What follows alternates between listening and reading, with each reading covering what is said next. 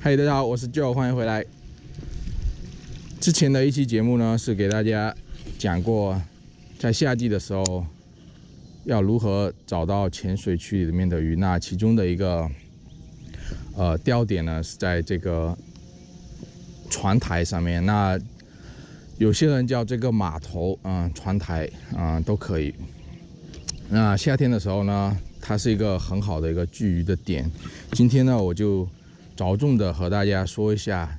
现在呢，我的船大概是和这个大可成45度的角吧。那最外沿的这几个，像左边的这个木桩中间，还有最右侧的这两个，最外沿的这几个方位呢，先用你的饵钓一遍。那你可以选择用德州或者是 jig， 然后就是像右边的这个走道的这个部分呢，像下面有很多这种小木桩。那通常在鱼活情高的情况下呢，他们会利用这个木桩来缠身，然后你可以看到现在的水是往内流的，那可能鱼就会躲在木桩的后面来伏击这些路过的小鱼。然后就是这个木梯也是一个很好的一个缠鱼点，因为整个船台它的这个木梯的结构呢是比整个船台的这个整体结构要凸出来那么一点点。那鲈鱼通常喜欢利用这个突出的部分来伏击。当你把外沿的这几个结构全部钓完以后呢，在内侧阴影部分最大的这个地方，就是整个大可的主体的部位呢，它的这个阴暗面积是最大的。像我们现在正午阳光最高的情况下呢，鱼在这个缠在这下面的几率就要大很多。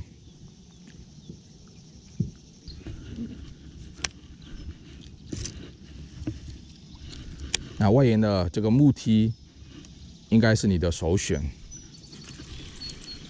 通常每个柱子大概就抛个1-2竿，因为在我们不确定这个鱼的方位的时候呢，我们要一一的收过去，直到鱼给我们口以后，然后你这个一天下来，你得到的信息越来越多以后呢，你就能够更精准的判断出鱼的这个方位，然后在你持续做钓当中，就可以更快捷的判断出鱼在哪一个地方。那先这样让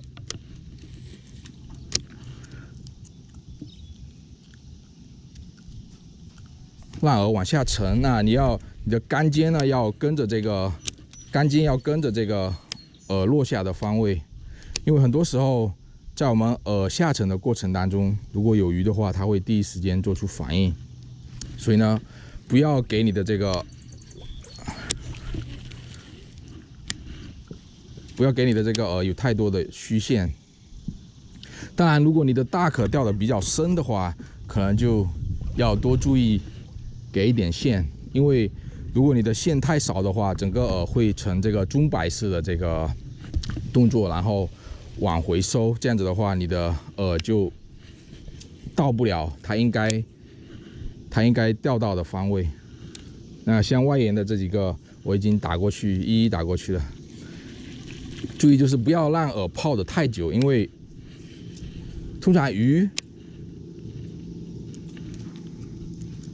如果在这个大可下面的话，它会第一时间做出反应的。所以呢，每个大可每个这个木桩大概我就抛个1-2竿。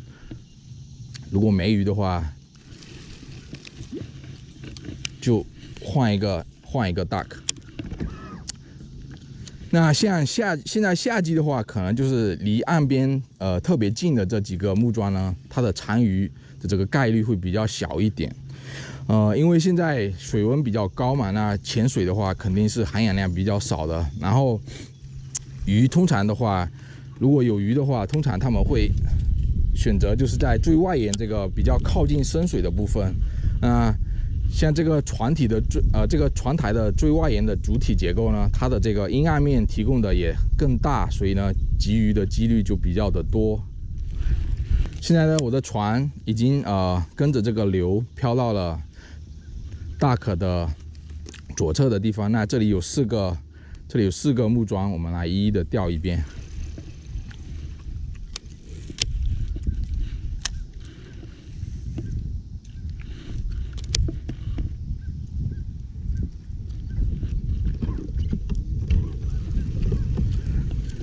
那在钓大壳的时候呢，其实是有很多不同的钓组你可以使用的，像德州、Jig， 那这个专门用来打水漂的这个 Jig 呢，还有如果你想要选择用Senko 的话，那也是很不错的。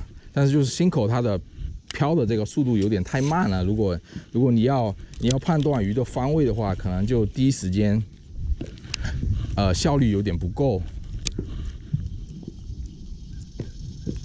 所以呢，我通常会喜欢用带铅坠的这个来先确定这个鱼的方位，然后在某个大壳上面我钓到鱼以后呢，需要更仔细的来搜寻的时候，我可以就用无铅的Senko这个 Wacky 的钓法来很认真的把这个一整个大壳都剖析一遍。那你可以看到现在呢，阳光是这个斜射到这个大壳上面，那阴暗面在整个主体的后方，这里呢就有很大的几率会有鱼在活动。当然今天呢稍微的有一点风，然后水面上还是有一点波纹的，在打水漂的时候还是有一点困难的，所以呢我现在都是用这个 pitching 的手法。这个距离呢可能没有那么远，但是它能够更精确的让我把饵送到每一个木桩的旁边。那像现在这个大壳基本上就钓完了，然后我要到下一个大壳上面看看有没有鱼。在这个钓这些大壳的时候，大家一定要记住，不要花很多的时间就是在你没有判断出鱼在某个方位的时候呢，不要浪费太多的时间在一个大壳上面，因为刚才也就一直强调过，如果有鱼的时候呢，它会第一时间给我们反馈。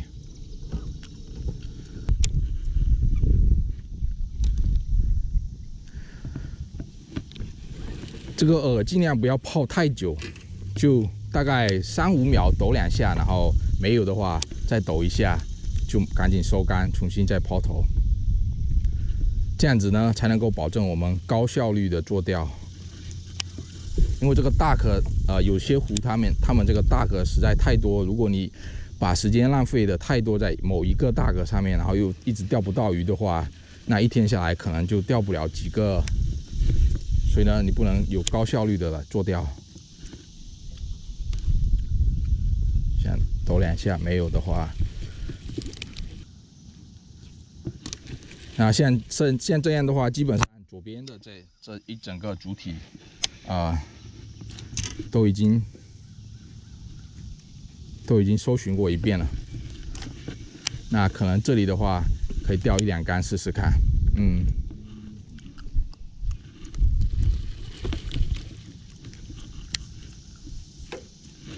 那现在这个左边的最外沿差不多已经是全部都钓过一遍了，没有口。然后接下来我们就往右边来移动。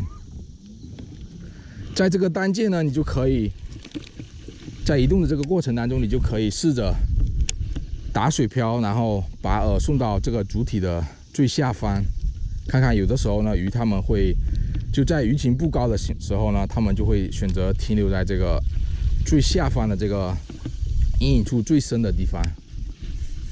那右边的这几个木桩再试一试，没有的话就收回来，然后这个木梯很重要。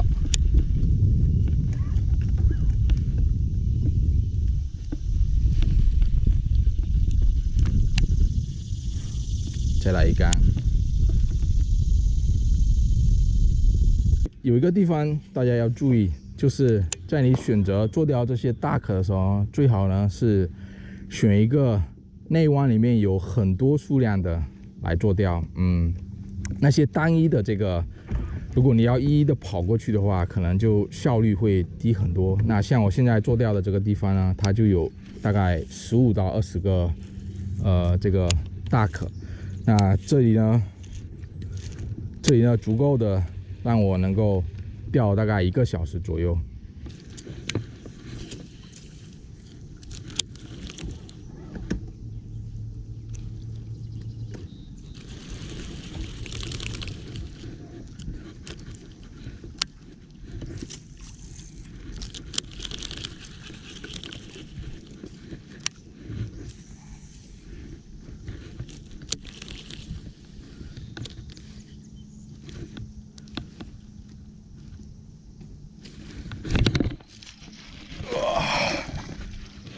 就是这样。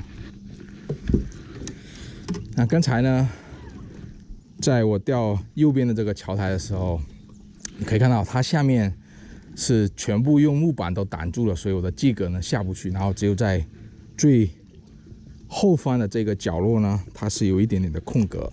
然后刚才第一竿打进去就钓到一条，虽然有点小啊。那你可以看到前面的这个地方，它是完全用木板给封死了。像这里，它是完全用木板给封死了。那我们的饵是到不了这个主体的最下方的。但是在这个柱子旁边呢，就钓到一条了。刚才你可以看到，就我刚才这一竿是放在了柱子的旁边的位置啊。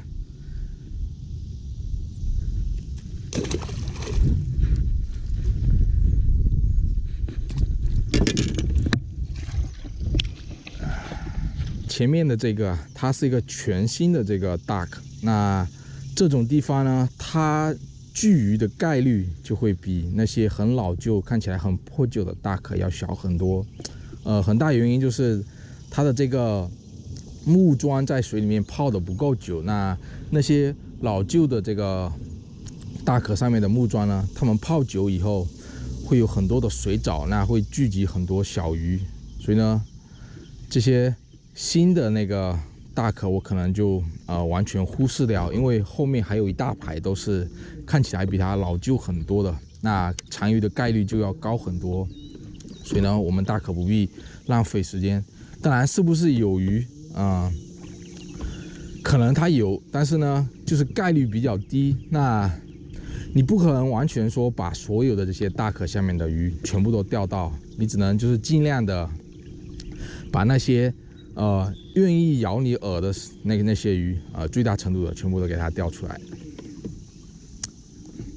这里呢，两个大壳之间它是有一片的这个芦苇草。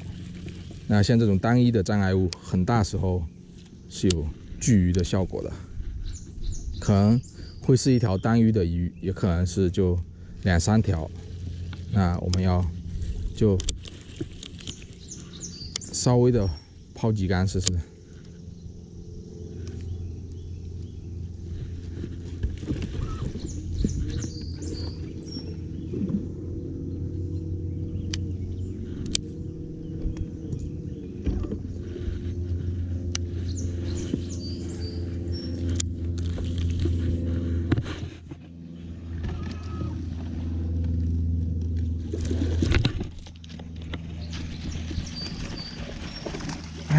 第一竿就来了，今天的鱼怎么这么小嘞？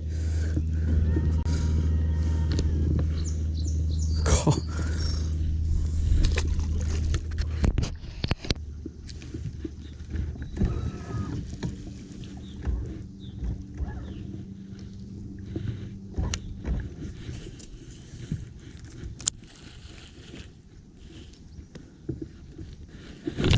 哦！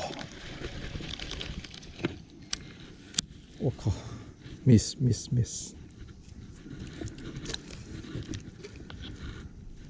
这个是刚才下落的过程当中咬的，还没到底饵就被咬了一口，然后是咬了拖尾，看看它还会不会回来。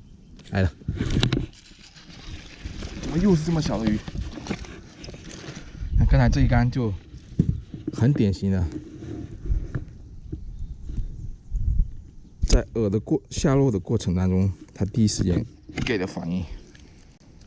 那现在我已经一共钓到3条鱼了。那这几条鱼给我的信息是什么呢？就是你可以注意一下，现在的水流呢是往湾子的内侧流的。那所有的鱼都是在逆流处钓到的，而且呢都是在这个整个船台的主体的部位。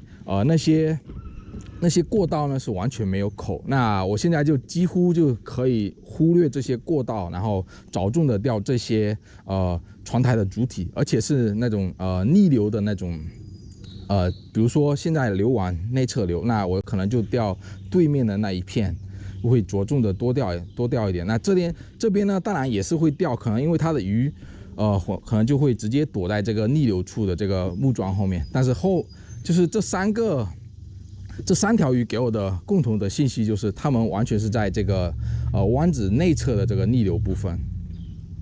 像这种信息呢，就是要我们通过不停的得到鱼口以后，然后累积下来，然后这样子能够更容易让我们就精确的判断说鱼在这个桥台的某一个方位。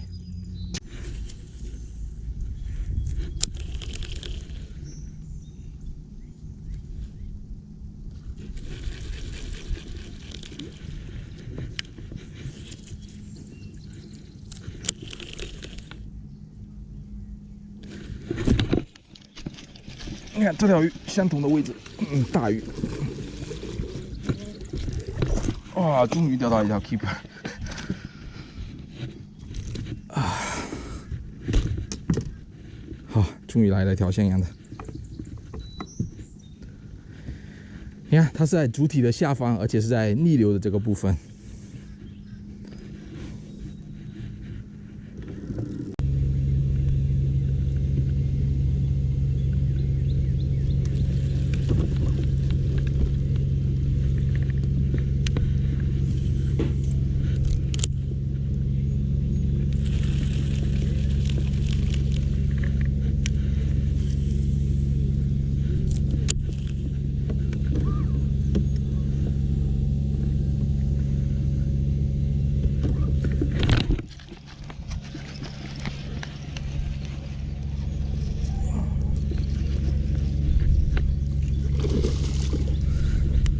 刚才就看到它了，第一次放进去的时候，它跟着我的饵一直回来，但是不咬，所以呢，这里就多花了一点时间。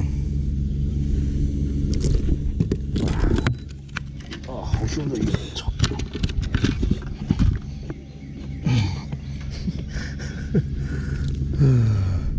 ！Take it easy, man.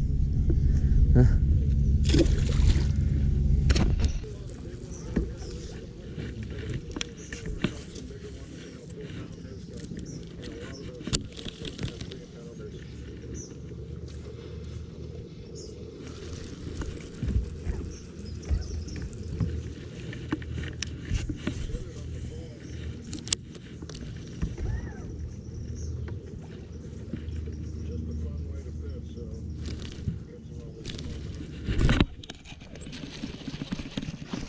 哇，好凶的鱼，爽！啊，这条呢，在最里面的这个阴暗部分，今天的鱼全部都是在这个船台的主体的最下方的地方。这些鱼好凶的，力气又大。